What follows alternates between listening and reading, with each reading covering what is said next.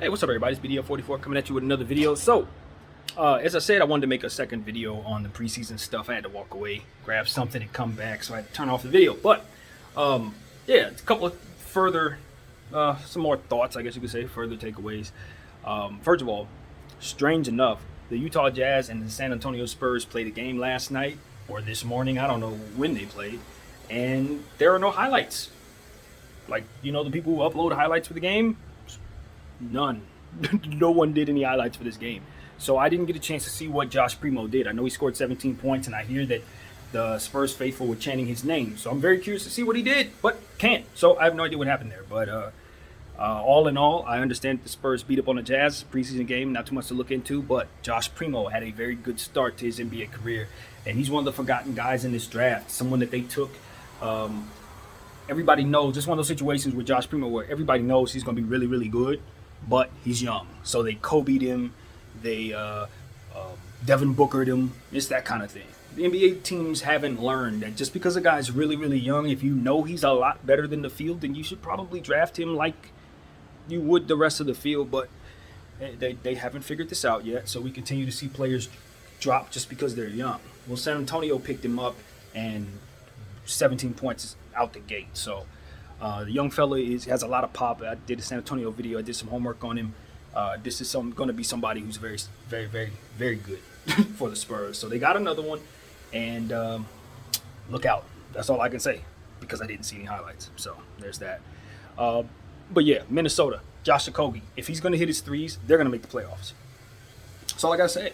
If Josh Okogie's going to hit his threes, the Minnesota Timberwolves are going to make the playoffs.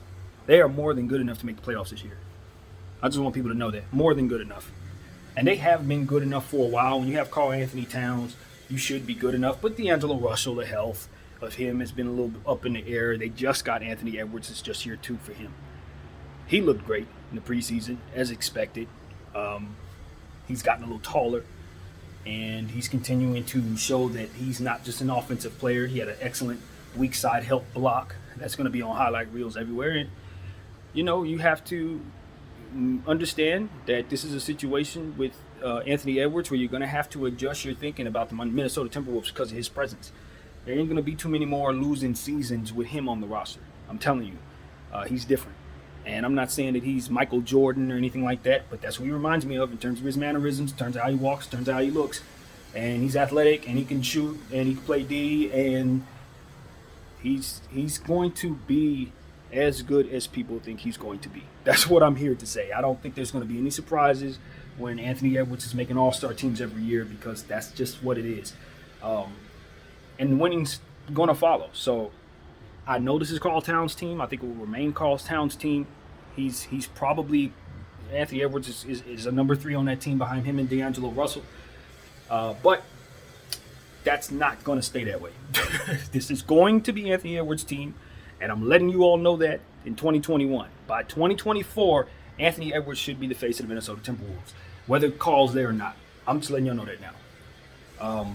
He's the truth.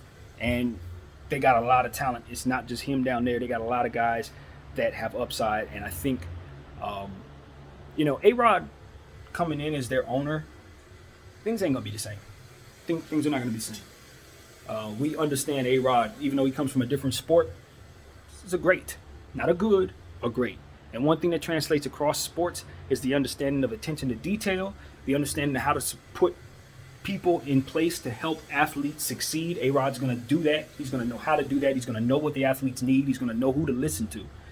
And I think the winning's going to start for Minnesota. I think it starts maybe this year. They should make the playoffs. They should be the team to be most improved in the Western Conference with a healthy D'Angelo Russell. They're not who they used to be. They're just not. When you bring in D'Angelo Russell, you have him healthy, and then you bring in Anthony Edwards year 2, and he plays as well as you expect him to play. If he does that, and then you consider the other players that they have, they also can step in and play well. Naz Reid, do not forget about Naz Reid. Very important piece on this team as well. I think he's going to be very good. He's going to help with the winning as he continues to grow in this league. I like Minnesota, and I think I'm not the only person, too. I'm listening to people, and Minnesota's buzzing. They feel like Phoenix last year, minus Chris Paul. Do you understand what I'm saying to you? Sort of like the Clippers before they got PG and and of course Kawhi Leonard. That's what they feel. They feel like Atlanta when Trae Young finally started seeing signs of players getting to that team to help him win. That's what they start feeling like that. This is what Minnesota is on the beginning stages of a good situation.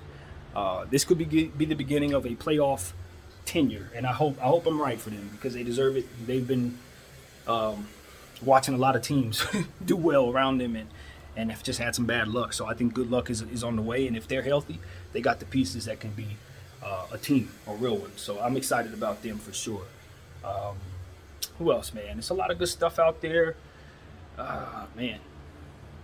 Miami looked good to start. Spruce is a guy that stood out down there for me. I think he's going to be important. They're going to have to find some stuff on that power forward, in that power forward range, though. I'm looking at a guy like, what's his name? That he had an excellent summer league. The center power forward. God, I can't think his name, but this guy is going to have a big role this year, I would think, because they just got to find something. PJ Tucker is not going to be enough at the power forward position to get you over the hump. He's just not, man. I understand that he helped Milwaukee win the championship, and he's been on some very good teams over the years that would make you think he's going to help you too. But if you have him running power forward, that's your starting power forward, your main option at your power forward, that's not going to translate for you in the way that you want it to.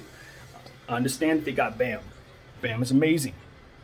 Bam should be in a position to have an MVP caliber season because of how high his usage is going to be on the inside. He's basically all they have on the inside. I'm looking at a guy like Victor Oladipo. If he can step up and be healthy this year and kind of step back into what it is that he is, he's going to help them tremendously. But if he's not himself and he's just a role player like he's been for the last couple of years, kind of struggling with his health, that's going to hurt them. So I'm not as high on Miami as most people are. I don't love what they have. They are a playoff team. I would call them a contender for sure. I'm not going to take that from them. But do I believe in my heart that they're actually going to contend for a championship? No. They just have the label of contender based on respect for what it is that they have as a collective. But until they get their power forward situation in order, in my opinion, they're not going to be as good as people expect them to be. It's just not going to happen. Jimmy's going to pull you. Kyle Lowry healthy, you love it. They're going to make the playoffs. But when they run into Giannis, he going to average 40 a game against them. Bam is going to have very little to say about it. I'm sorry. He's going to be by himself. That's the problem. It's not that I don't respect Bam. I do. Like I said, I think he's going to be an MVP candidate. But 82 games, and he's the only sign of life in your paint? You're asking him to Iverson the situation in the paint. You're asking him to Luka Doncic the situation in the paint. That's not good for Bam. Get Bam some inside interior help. Get him some guys down there. Or maybe you already have them. But the guys that I've seen on the back of that bench, honestly, with the exception of Dwayne Dedmon, they're shooters. They're finesse guys. They're undersized guys that are meant to space the floor and complement Jimmy Butler's non-shooting ways. That's not what you need in this particular situation when you let Precious Achiuwa walk out the door. No. They need to get more bigs. Dwayne Dedmon ain't enough help. He's not enough help on the inside presence. So I'm looking to see if Miami can do something about that. They're going to need to. Let's see. Philadelphia. I got so much respect for Joel Embiid's game that I would never say something as stupid as to say that Philadelphia is going to miss the playoffs. I'm not going to say that's stupid. But what I will say is, without the presence of a natural facilitator, it's going to be very hard to get cohesive plays out of that team. What we saw yesterday out there with them having trouble scoring the ball, with them having trouble running real plays, that's not an anomaly. That's going to continue. Maybe they can get something. Maybe they can develop Tyrese Maxey into that facilitating presence. Maybe Shake Milton can help with that. I don't see a facilitator on that floor that can help Danny Green, that can help Seth Curry, that can get those guys in position to be their best selves. They're missing that piece right now. And that's not something we're used to from Philadelphia. They haven't had issues with facilitating the basketball. Ben Simmons takes care of all of that for you. You're going to find out, everybody, just how hard it is to win basketball games when you don't have a facilitator. Philadelphia is going to find this out. It's a lot of things we say about Ben Simmons not shooting the ball. We say a lot of things about Ben Simmons in regards to his attitude. But what you can't say is you are a better team without him, because you are not. Your defense is going to suffer mightily, and your offense is going to suffer even more because you don't have a facilitator out there to do the things that Ben Simmons does. And even if you do get a facilitator, they're not going to do it at his level, so some type of drop-off is expected, in my opinion. Philly, hear me and hear me good.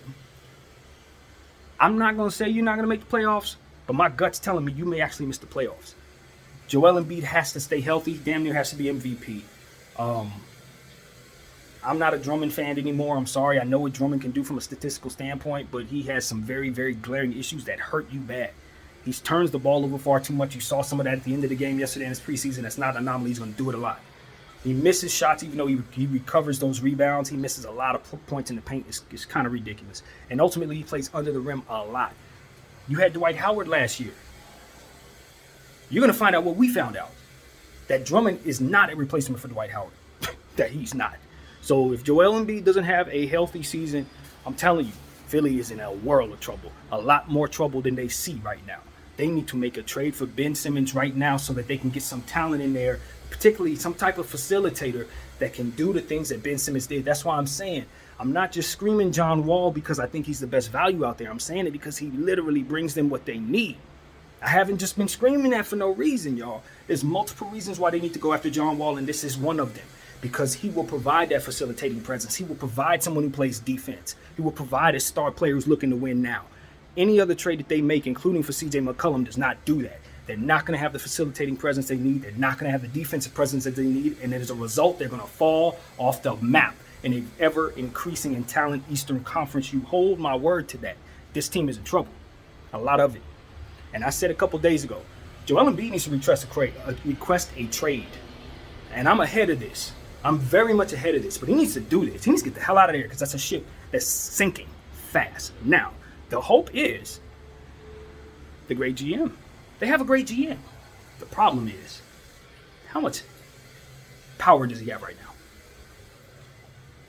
How much power does Daryl Morey actually hold within the Philadelphia 76ers organization right now? Does he want to do this with Ben Simmons? Does he really want to do this? That's my question. Or does he see the futility in all of this just like I do, and ownership wants to do this with Ben Simmons? That's my question. And if that's the case, you're not allowing Daryl Morey to be great, and he needs to get the hell out of there too, which I think he should ultimately do anyway. So, yeah, mass exodus from Philly is what I'm calling, personally. God bless y'all Philly fans. I think a mass exodus is going to hurt for a little while, but if you get the right people in place to help this team and you create the foundation for an actual rebuild rather than that bullcrap y'all did with the process, you can build the team that you were ultimately hoping to build over the last 10 years. But right now, you don't have it, and what's about to happen is Joel Embiid's about to waste some very prime years with you guys that are not going to lead to him having a championship, and they're probably not going to even lead to him being healthy because he'll be asked to do too much. Bad times for Philly. I'm sorry. Sky's falling. I'm not even going to pretend. The sky's falling. Now, if they go and trade for John Wall right now, I'll make a whole nother video and tell you, all right, things can kind of settle down. They're not going to win a championship, but at least you can see on the horizon cohesive basketball play, reasons to feel good about the players on the team, maybe keep their value up so you can trade them and get better. But if they don't find a facilitator, Danny Green is useless. You're not going to find nothing for him. You might as well just waive him. I'm telling you, I know what I'm talking about. You need players to get these type of players in position to do what it is they do. They're complementary to other facilitators. They're weapons for facilitators. Without those facilitators, they're just weapons without any ammo. Hear that? So, yeah, it's a lot, man. It's a lot. I don't think people realize how important a player like Ben Simmons is keeping your glue together. You know, that's what's wrong with the Clippers. They didn't have a facilitator, so your Markieff Morris, or rather your Marcus Morris piece isn't valuable enough to trade for Ben Simmons. That's why they're not in the mix for him now, because those players are useless. They're not useless because they suck. They're useless because they don't have their facilitator making them what they are. So that's what it is, man. I'm telling you. I know what I'm talking about. When it comes to this kind of stuff, I've been following this all my life. And I wasn't paying attention to a whole lot else. So that's why I can speak at this at length. Moving forward, let's see. I want to see more. Golden State Warriors are going to be a contender in the Western Conference. Wiggins took the shot. That situation is no longer in the mix. No conversation to be had there. Moving forward, I don't see no reason for the Golden State Warriors not to be a top 3 team in the Western Conference, y'all. I don't. And I didn't say that before I did my homework on them. I didn't feel that way. But now that I know what they have on their bench, Jesus. And this is what it happened. This is exactly what happens. This is what they were preparing for, essentially.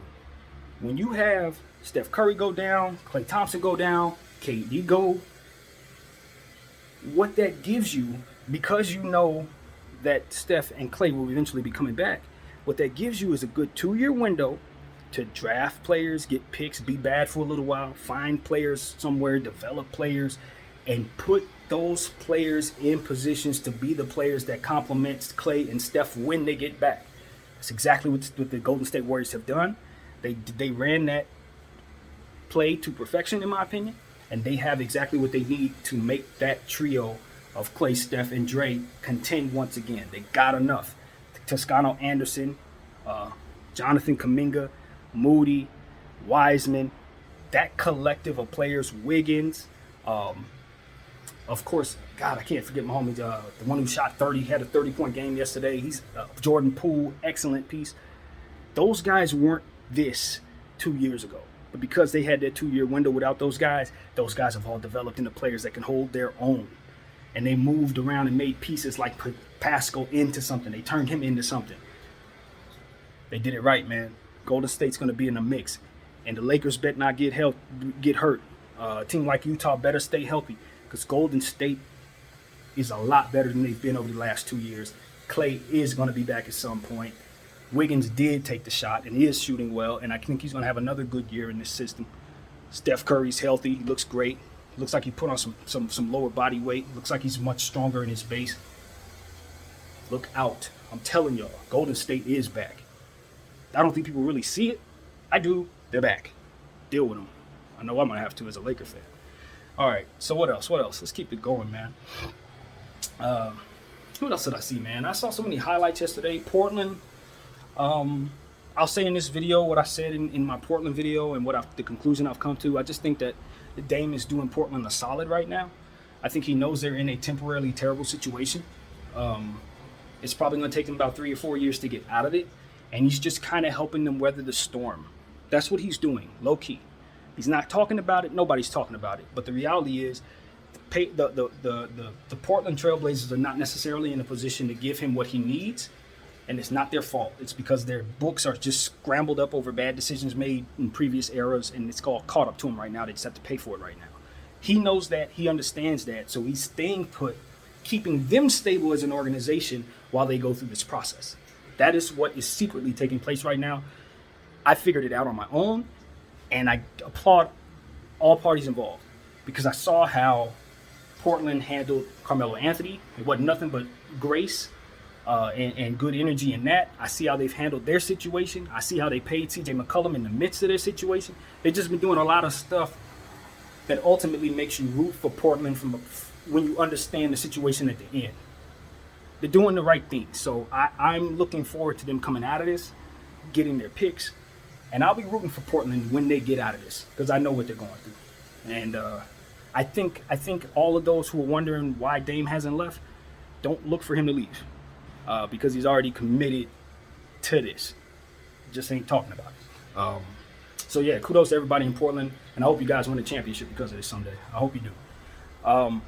Yeah, and all in all, man, what can I say, man? There's so much to talk about, and I just don't have it all in my head right now. It kind of sucks that I don't have a photographic memory like I'd love to, but at the end of the day, there's so much to talk about, and that's the beauty of it all. Let's see. I want to skate around. Let's skate around Dallas. I talked about Dallas. I think Green is going to be a player that you have to watch out for. He's a rookie that's going to get a big role. Cunningham doesn't get enough conversation on this channel because I just haven't seen enough from him yet. I'm going to pay so very close attention to this guy. If he is indeed the best rookie of all of these rookies, then there should be no reason for him not to be able to lead this Detroit Pistons team to the playoffs, if not this year, then next year.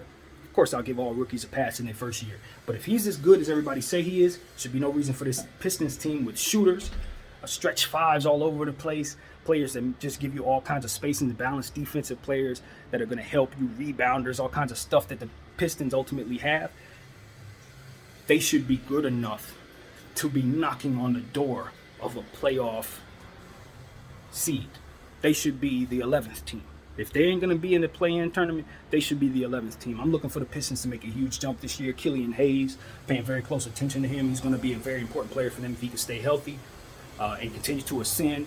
He gives them a hell of a lot of pop at their guard spot outside of Cade Cunningham. It gives them a little more versatility to kind of go small when they want to put Cade in some different lineups. So I love the presence of Killian Hayes on that team. Isaiah Stewart is going to be a monster, and he has plenty of help in the front court. Unlike Bam, unlike Joel Embiid, he's got centers around him that are going to help him ultimately do whatever it is that he can do. So I like their tandem of big men up there with Garza, Olenek, and of course Stewart, who all three can shoot the ball. They're going to be dangerous as hell. Understand how big the Detroit Pistons actually are. They're huge, huge. The champs are going to take a fall off.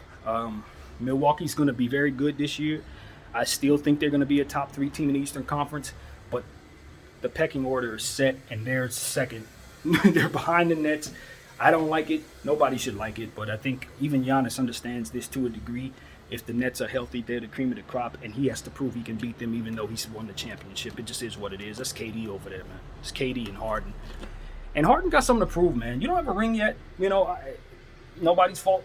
No one's fault. I think he's done enough to put himself in a position to be considered one of the greatest players of all time, but he does need that championship. There's no more talking for a guy like James Harden. There's no more excuses for a guy like James Harden. I don't care about nothing. You need to go get you a ring right now. I ain't looking, and I'm a Laker fan. And I'm saying to James Harden, I don't give a damn about the damn Lakers. You need to go get you a championship. That's what you need to do. You understand what I'm saying? From an analyst perspective, there's no more excuses. He has everything he needs to go get him a championship. Everything. There's nothing to talk about. KD, it's going to be KD. He don't have to prove nothing. He got 2 championships. We know what it is. I think that's why he went to Golden State, so he didn't have to deal with this. He went and got him some easy rings, and they weren't easy. He held his own, but the decision was to go get easy rings. The way the path turned out is they were not easy at all. But you know what I'm trying to say? It is what it is. He took care of all that when he had an opportunity to. It's time, James. You walk out of this season without a championship, and you're gonna see your legacy takes a slight hit, in my opinion.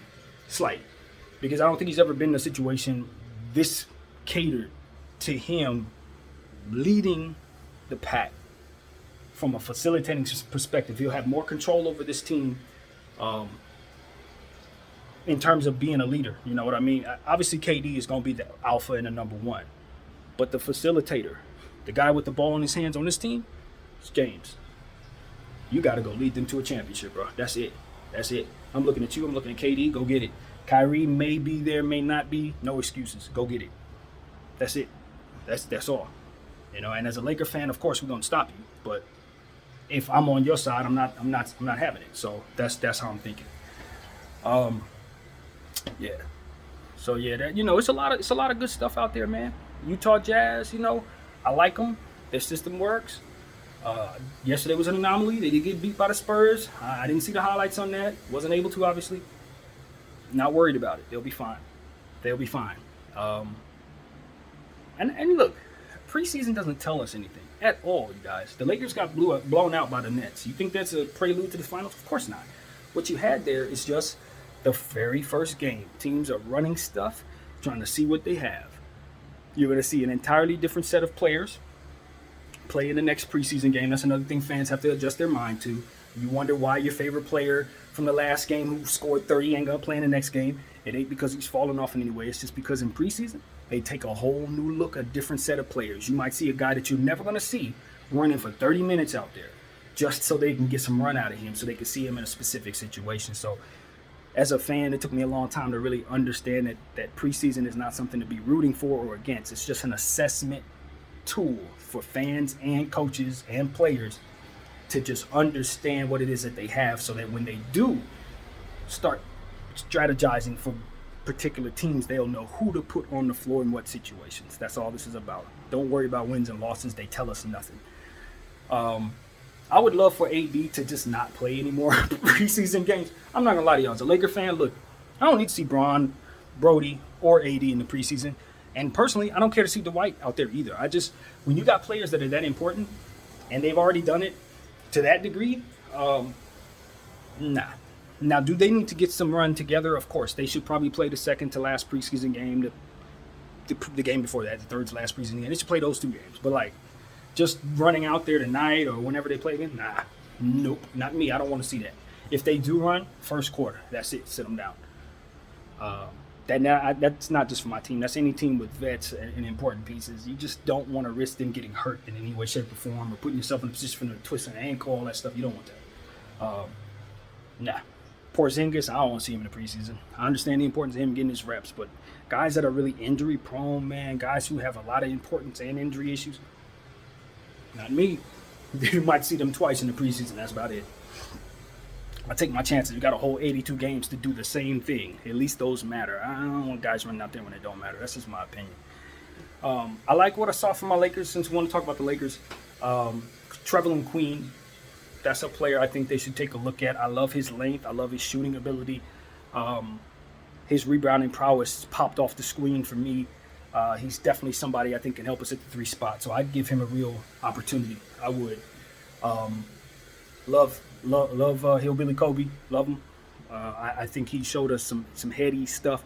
The thing about that guy is, I say about some players, they throw their body around so much you just know they're gonna get hurt, and that's the problem with my guy, AR-15. Man, he throws his body around in ways that he's not strong enough to do yet. Cut and dry. He landed on his collarbone real nasty in the game. Got up, he was fine. He got, he's a gamer. He's a guy who probably grew up tumbling and stuff. But this is different when you're banging off of NBA players. It's like, and landing on hardwood, it's a different type of hit. And I just feel like learning how to fall, learning how to control your body, learning how not to do certain things physically, that's going to be the learning curve for him. And several other players, of course, but I noticed that about him. He's going to get hurt if he keeps playing like this. THT lost so much weight, gained so much muscle. He looks twice as fast, twice as strong. I'm expecting twice the production from him. He's a project, of course. We understood that we were paying him with the intention of him just kind of being, growing in this situation. We're investing in him. I love it. I would have did it. And I love what I see. So there's zero wrong with THT in any way. I couldn't be more happy with what I saw from him early on. I think he's going to be able to play multiple positions for us, and with the length that he has, he's a game changer for us, and we're happy to have him. I'm curious about the Washington Wizards. I'm curious about the Washington Wizards because they have a lot of new pieces, but they have a lot of shooting, man. That's the thing about the Wizards. Now, they're not going to make playoffs or anything. They're not going to do anything.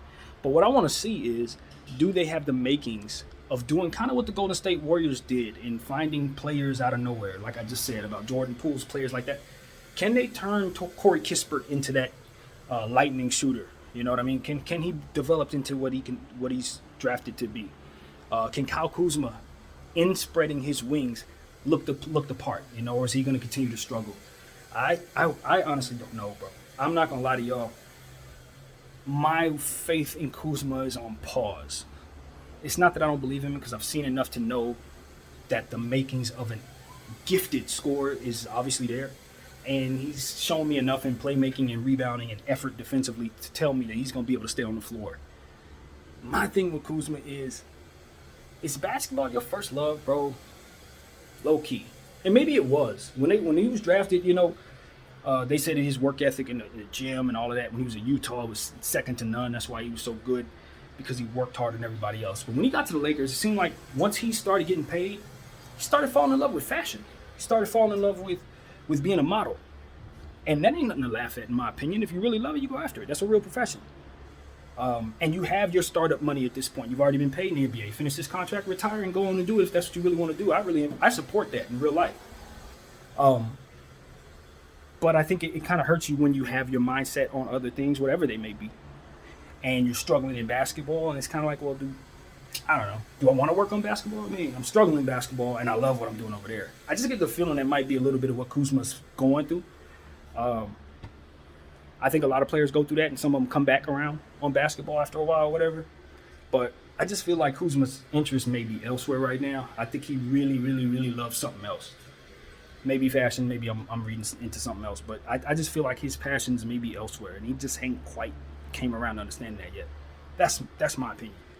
This basketball, it just didn't look like he was having a whole lot of fun playing basketball. And if you ain't having fun playing basketball with LeBron James on the Los Angeles Lakers winning championships, I don't know, bro. I don't know how you're going to have fun doing it in Washington, put it like that. So we'll see. If spreading his wings is actually what he needs, he'll play well. But I will not be surprised to see 9-point Kuzma. No, I will not be. I just don't think his heart's in it right now. So hopefully he can turn that around and change my perception. So let's see. Yeah, man, I've been talking for 30 minutes. Don't really have a whole lot in mind per se. Just letting stuff come off the dome as you've seen. But at the end of the day, this is going to be a fantastic year, as I've said a million times. And I thank you guys for rocking with me. Now, I'm going to get to that Rockets video. I'm determined to do it. It's just a lot of homework. They have about 7 players that I'm going to need to break down and give you information on. And I just have not been up for the task. I ain't going to lie for you. That particular team is like, gee, it's going to be a lot. But that is my favorite young team in the NBA, so I'm definitely going to do it. It's just going to have to be when, that's the question. But I thank you all for watching nevertheless. My name's BDF44, and I'm out.